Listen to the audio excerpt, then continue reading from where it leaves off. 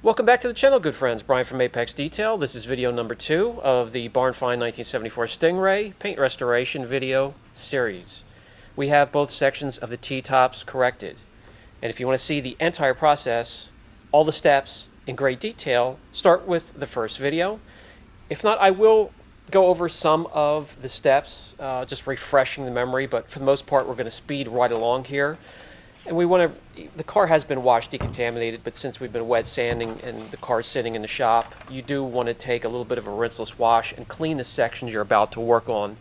When you are starting to wet sand and polish, you don't want any type of grit landing on the car to get between the pad or the sand disc and the surface of the car, or you can make more work for yourself than you want to.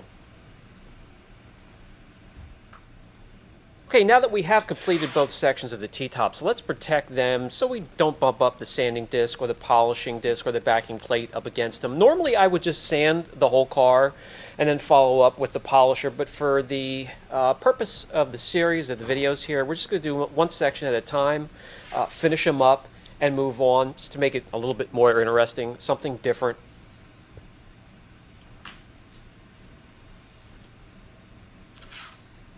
Just something quick to show you before we get started. In the first video, we used the palm blocks. You can also use a polisher or a sander with a 3-inch backing plate. As you can see, you can buy the Trizact sheets instead of the discs, maybe a little bit of a cheaper option for you. And you just place the backing plate on top of the sheet, get a permanent marker and a scissors ready, trace or outline the backing plate, cut out the shape from the sheet, and you will be able to get 3 discs from one sheet, and that's more than enough to do a whole car. Guys, you could use the KXK blocks or whatever blocks you own. I don't really care. It doesn't matter what company you use, just as long as you learn to wet sand. It is a really great tool to learn and master.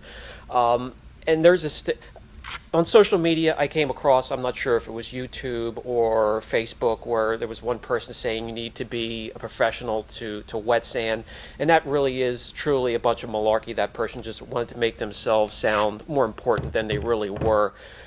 Sanding, wet sanding, can easily be picked up if you do a little bit of practicing, and that's again where I will urge you to pick up some junk panels and some horses, set them up and practice. Wet sanding, if you're using 3,000 discs or higher, will not remove a ton of clear coat if you're working on clear coat, or even single stage if you use the tools with a bit of common sense.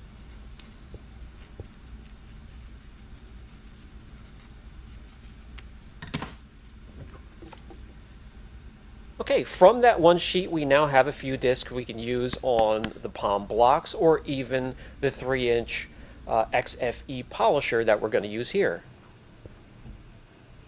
By the way, this section, this arch here, this little section of roof, does not have the damage that the T-tops did. Not quite as deep, not quite as many. So we're going to skip the 2,000 grit sandpaper disc, and we're going to jump to the 3,000, and then we'll go 3,000, 5,000, polish out, and you're going to see it's going to turn out fantastic.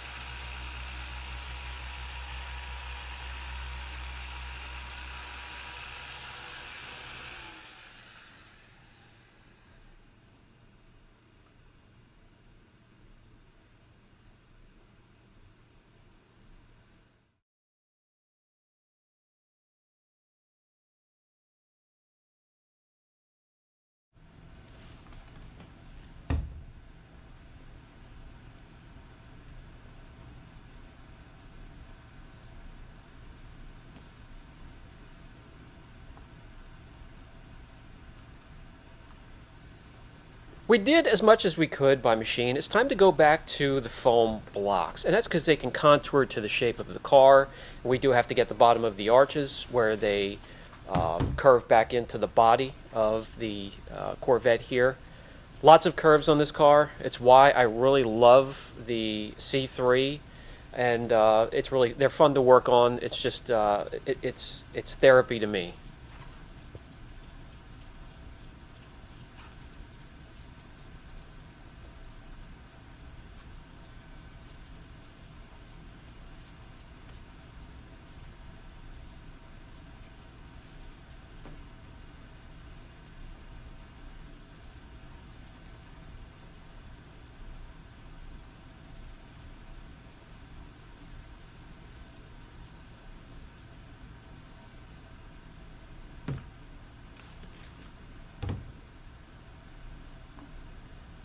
You're going to see me constantly cleaning. That's important when you're wet sanding. Get as much of the residue, if you're working on a clear coat, as much as the clear coat, or the single stage, as much as of the dead paint and oxidation away from the area you're working on as possible.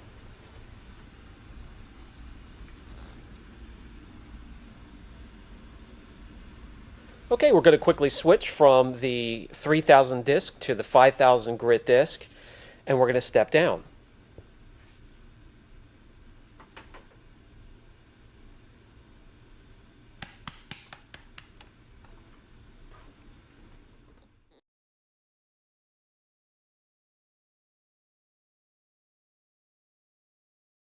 Time to get the apron on. When you're using a machine, you're going to have splatter flying everywhere.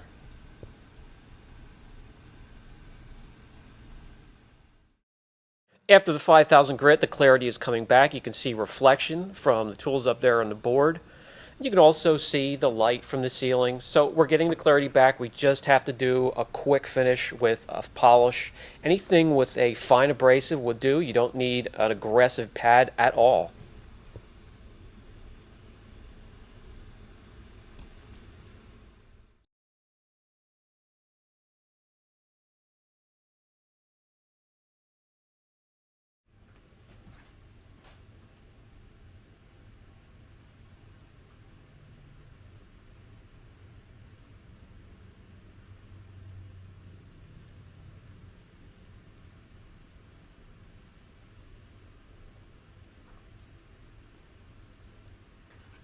You'll notice after sanding I do a little test area with the polish, wipe off the residue, and check out the work just to see if that's exactly where I want to stop. If there are some deeper imperfections I forgot, I can go back over it with the wet sand paper and then finish out and polish the whole section I'm working on before I move on.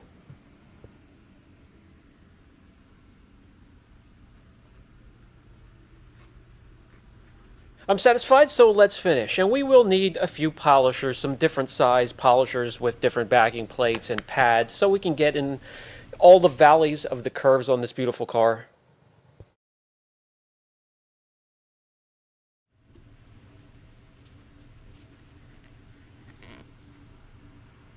And now we can finish it off with Helios that will form the crust on top of this very absorbent single stage. So whatever we choose for protection in the end, it'll lay on top of that acrylic, will not be absorbed quite as quickly, and will look more uniform and just give it an overall better look with depth.